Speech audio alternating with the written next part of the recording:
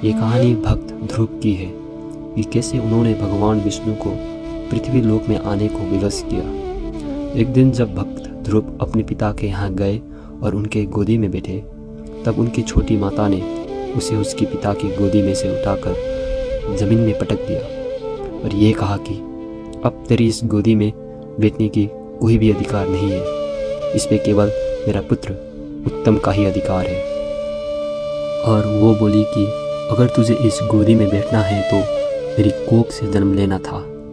अब तुझे इस गोदी में केवल भगवान विष्णु ही बिठा सकते हैं। जा और भगवान विष्णु की तपस्या कर और उन्हें प्रसन्न करके अपने पिता की गोदी में बैठने की अनुरोध कर।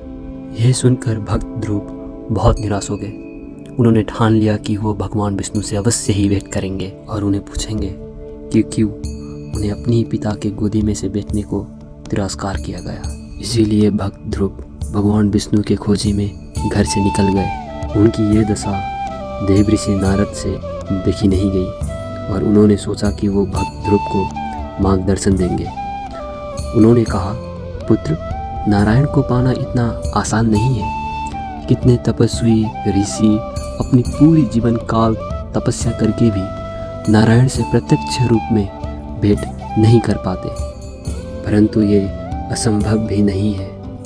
उन्होंने भक्त ध्रुव को ये सुझाव दिया कि वो भगवान विष्णु को ओम नमो भगवते वासुदेवाय इस मंत्र से उनकी तपस्या करें। भक्त ध्रुव ने वही किया।